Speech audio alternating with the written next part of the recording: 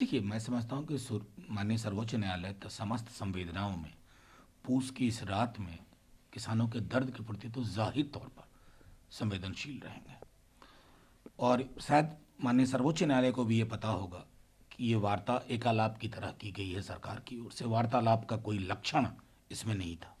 माननीय सर्वोच्च न्यायालय के पास कई सारे पिटीशन है इस मसले को लेकर के कि इस बिल को वापस लिया, इन कानूनों को वापस लिया जाए। माननीय सर्वोच्च न्यायालय ये भी जानेंगे कि इस कालखंड में ये न सिर्फ एक कानूनों 3 कानूनों पर चर्चा है, बल्कि समकालीन संदर्भ में लोकतंत्र में संवेदना आवश्यक है या नहीं, सरोकारों की समझ आवश्यक है या नहीं, उन सब की विवेचना होगी।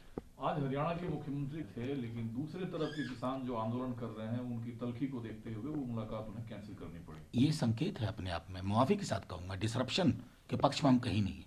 लेकिन आप और आपके मंत्रियों ने किस तरह के बयान दिए हैं किसानों के बारे में।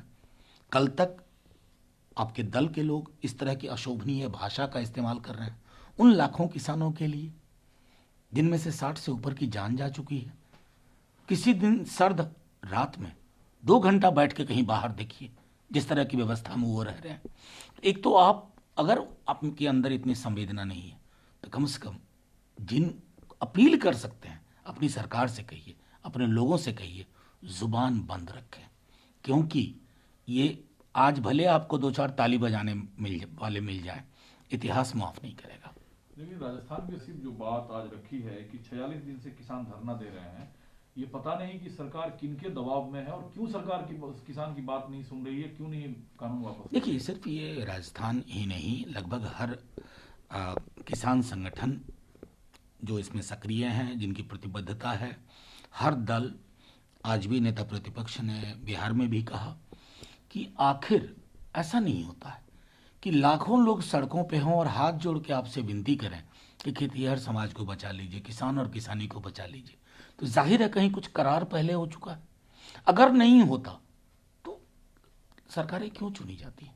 सरकारें चुनी जाती हैं लोक सरोकारों पर काम करने के लिए। लोक सरोकार नहीं है यहाँ। इतनी समझ तो किसानों को भी है। और ये बात मैं फिर कहता हूँ, किसान और किसानी की समझ किसानों से बेहतर किसी राजनेता को नहीं है। इसलिए इस हकीकत को स्वीकारिए। दूसरा सर ये है, बिहार में सरकार से जो डिस्कशन इन क्लोज रूम, एक बंद कमरे की जो बात है वो आज बाहर आई, जिसमें नीतीश कुमार ने कहा कि हमारी जो सीटें कम हुई उसके लिए मुख्य बात थी एनडीए में सीट शेयरिंग का फैसला देर से लेना। एक तरीके से उन्होंने सबको चुप किया और एनडीए गठबंधन बने रहने की नहीं बात नहीं, कही। बड़ी बातें कही हैं आपने, सिर्फ एक चेरी पिकिंग की है। उन्होंने कहा चुनाव में पता ही नहीं चला कि दोस्त कौन दुश्मन कौन। हमने तो पूछा कि माननीय मुख्यमंत्री जी बताएं, दोस्त के साथ सरकार चला रहे हैं या दुश्मन के साथ, या दोस्त के वेश में दुश्मन के साथ, या दुश्मन के वेश में दोस्त के साथ। इतनी लाचारी और बेबसी मैंने बिहार के किसी राजनेता में नहीं देखी थी।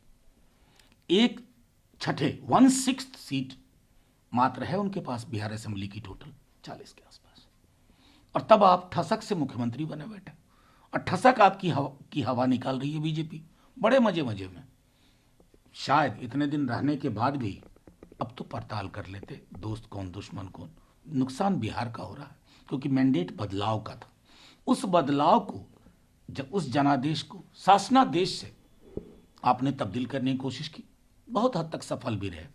लेकिन ये दोस्त दुश्मन के अंक गणित में, व्याकरण में बिहार को मत उलझाइए। लेकिन एक लाइन में जो उन्होंने रफा दफा देरी की कीमत हमने चुकाई है। राजीव रंजन कहते हैं कि एनडीए एक मजबूत गठबंधन की तरह बना हुआ है, उसमें कोई दरार नहीं है। नहीं नहीं, वो बने रहे हैं, कोई दिक्कत नहीं है। विरुद्धों का ऐसा सामंजस्य हमने कम देखा है, जिसको कहते हैं ना अलायंस ऑफ कॉन्ट्रडिक्शन।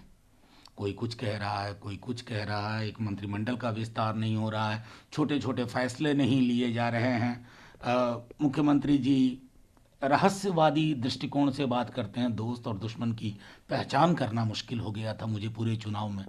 ये हकीकत बिहार की आवाम पे बहुत भारी पड़ रही है। अब तेजस्वी यादव जी हैं, उन्होंने कहा कि नीतीश कुमार तो जनता के नेता ही नहीं है। कुछ बात उन्होंने कहा कि मतलब ब्लैकमेलर या बार्गेनर के तरीके से वो हैं, वो खुद के लिए सिर्फ राजनीति कर रहे हैं, जनता से कोई सरोकार नहीं है। इस आरोप को कैसे लिया जाए? नहीं, इस आरोप के लिए तो आपको प्रमाण की भी ज़्यादा आवश्यकता नहीं है। मैंने कहा ना, एक छठे 1/6 सीट बिहार असेंबली 243 सीट्स हैं।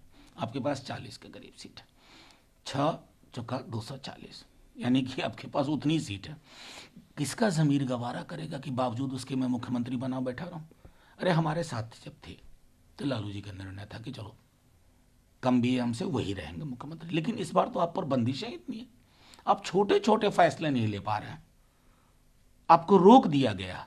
आप चाहते ही हैं कि अरुणाचल में आपके विधायक तोड़ लिए गए, आपकी जुबान से एक शब्द नहीं निकला।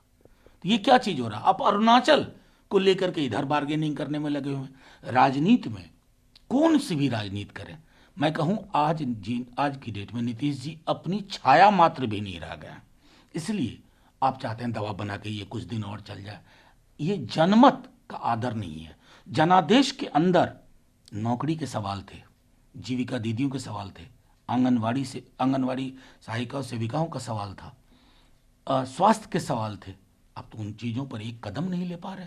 युवा से पूछिए बिहार के, जिसको किस अंधे कुएं में धकेल के रख दिया आपने। एक जो सर महत्वपूर्ण सवाल एसोसिएट क्वेश्चन है, जो सीएम से 11 जनवरी को पीएम बात करेंगे, कोविड वैक्सीनेशन हो, 3 करोड़ लोगों को पड़े। छत्तीसगढ़ के हेल्थ मिनिस्टर कहते हैं कि जब तक कंप्लीट ट्रायल ना हो जाए तब तक वैक्सीनेशन सही नहीं है। पंजाब के मंत्री कहते हैं कि इस पर विवाद सही नहीं है, हमें धन्यवाद करना चाहिए डॉक्टरों का और हमें वैक्सीनेशन के लिए तैयार रहना चाहिए। ममता जी प्रॉमिस करती हैं बंगाल के सभी लोगों को फ्री वैक्सीनेशन मुहैया कराएंगे। आखिर क्या नहीं, मैं देखिए, वैक्सीन को लेके पॉलिटिक्स की शुरुआत तो बीजेपी ने की थी, माफी के साथ को। हमको तो बिहार चुनाव याद है, तभी वैक्सीन का दूर दूर तक कहीं ठिकाना नहीं था। बीजेपी के घोषणा पत्र के पहले पन्ने में मोटे मोटे अक्षर से फ्री वैक्सीन की बात की गई थी, टू ऑल। पहली बात तो मैं कहूँ, जो भी कह रहे हैं फ्री वैक्सीन टू ऑल, ये आप खैरात नहीं दे रहे हैं। एक लोक कल्याणकारी राज्य में इस तरह की महामारी में ये सरकारों का दायित्व बनता है, नंबर 1। नंबर 2, कोई भी पार्टी हो, चाहे केंद्र की सत्ता की पार्टी हो किसी राज्य में, उनको ये हकीकत लोगों को बतानी चाहिए। ये वैक्सीन हमारे वैज्ञानिकों ने बनाया, रिसर्च लैब्स ने प्रोड्यूस किए हैं।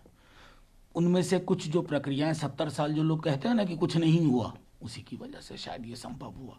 और आखिरी टिप्पणी, कुछ प्रोटोकॉल को लेकर के, फेजेस को लेकर लोगों के मन में आशंका है, उन आशंकाओं को निर्मूल किया जाए। और सबसे पहले मैं मानता हूं कि प्राथमिकता के आधार पर, चूंकि देश में थोड़ा वैक्सीन को लेकर के लोगों का थोड़ा सा विश्वास में कमी है, कुछ घटनाएं भी इक्का दुक्का हो रही हैं, तो शुरुआत हो प्रधानमंत्री जी, उनके मंत्रिमंडल के सहयोगी, मुख्यमंत्रीगण, तमाम सांसद, तमाम राज्यों के विधायकगण, ताकि लोगों को के मन में जो आशंकाएं हैं हम वो निर्मूल करें और तब फिर आगे बढ़ें।